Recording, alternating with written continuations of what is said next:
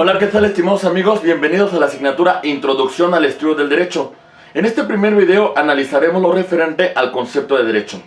En primer lugar, nos hacemos una pregunta que es muy importante. ¿Cómo surge el derecho? ¿O en qué contexto va este a manifestarse? Tenemos que iniciar con el ser humano que tiene necesidades, el ser humano que de alguna manera requiere que la conducta externa, la conducta que se da dentro del conglomerado social sea regulada. Bajo esta perspectiva, una vez que el ser humano satisface estas necesidades primigenias, evidentemente surge la cultura. Entonces, ¿cuáles son los intereses primigenios que tienen los seres humanos?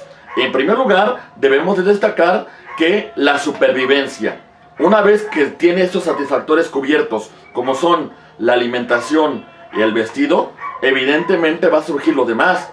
En estas circunstancias, el ser humano tiene una connotación muy importante que tiene que ver con el tema del libre albedrío. El libre albedrío es una potestad que le da al ser humano para decidir entre lo bueno y lo malo. Esto es, sin lugar a dudas, una característica muy importante de la norma jurídica. Es una característica muy importante toda vez que, al tener esta potestad del ser humano de hacer el bien o de hacer el mal, evidentemente si su conducta la deriva a afectar el bien jurídico de un tercero, tiene que ser sancionado.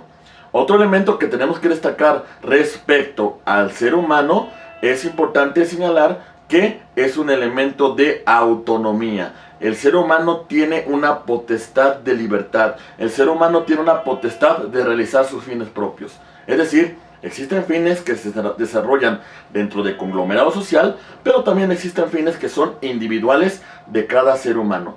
En esta perspectiva tenemos que tomar en consideración que existen dos tipos de normas y hay que distinguirlas: las normas referentes de la naturaleza y las normas sociales. Las normas de la naturaleza tienen una característica muy importante. Son normas que tienen que ver con la naturaleza o con elementos físicos.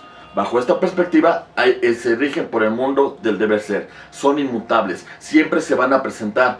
Esto se da bajo un principio de causalidad. Hay una causa y hay un efecto, como lo referente con el ciclo del agua. Asimismo, es importante mencionar que por lo que respecta a las normas sociales, a las cuales también vamos a denominar culturales, se rigen principalmente por el mundo del deber ser, por cuestiones que tienen que ver con imputación, es decir, la relación con el hecho y el daño. Bajo esta circunstancia, aquí vamos a ubicar a la ciencia del derecho. Otro punto que nosotros tenemos que destacar cuando iniciamos el estudio de la introducción del derecho, tenemos que destacar dónde vamos a ubicar el derecho. ¿Lo vamos a ubicar como una teoría, es decir, un conocimiento meramente especulativo, o lo vamos a tener que ingresar como una ciencia, como un método, como una cuestión bien estructurada, que se basa en un elemento de reflexión, un elemento de observación, un elemento de comprobación, un elemento de resultado? Y bajo esta circunstancia, a través de la ciencia, el ser humano va a explicar todo lo que sucede a su alrededor. Mientras que hay un aspecto muy importante que también versa sobre los seres humanos, lo referente al elemento filosófico, en la cual los seres humanos, sin lugar a dudas, van a dar una interpretación de su quehacer diario, van a dar una interpretación llegando a las últimas consecuencias, llegando a los últimos fines, explicando el porqué del contexto de una determinada área, el porqué del contexto de una determinada institución. Y sin lugar a dudas, alguien que destaca en este conocimiento son los griegos.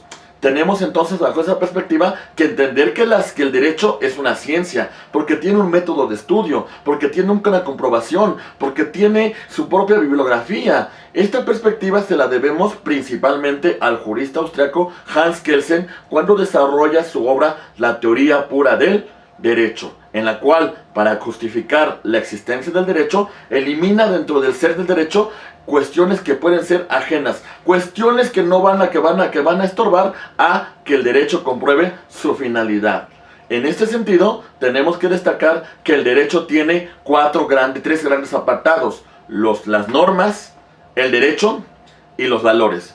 Cuando analizamos lo referente a los hechos, tenemos que hacer referencia a que el hecho social implica la necesidad dentro de ese conglomerado de elaborar leyes que regulen la conducta del hombre en esa sociedad, para que de esta manera se eviten conflictos, para que de esta manera se afecte el interés ajeno. Esta perspectiva es muy importante porque aquí es donde surge el derecho, dentro del elemento fáctico, dentro del elemento del hecho. Otra perspectiva que es muy importante es el elemento normativo, que es un elemento estructural, que es un elemento de integración, que es un elemento que va a conformar de manera sistematizada, de manera ordenada, las normas jurídicas que van a regir a una sociedad determinada. Otro aspecto que es muy importante que tenemos que tomar en consideración es el elemento axiológico, o lo referente con los valores del derecho. ¿Cuál es el ser del derecho? ¿Cuál es el elemento que va a conformar la pronta espiritual del derecho? Y sin lugar a dudas, vamos a mencionar que la pronta espiritual del derecho, tal y como lo estableciera Hans Naviaski, evidentemente va a ser elemento de justicia. En esta perspectiva, cuando hacemos alusión a esta teoría tridimensional del derecho de Miguel Reale, entonces hay determinadas ramas del derecho que van a estudiar esos aspectos.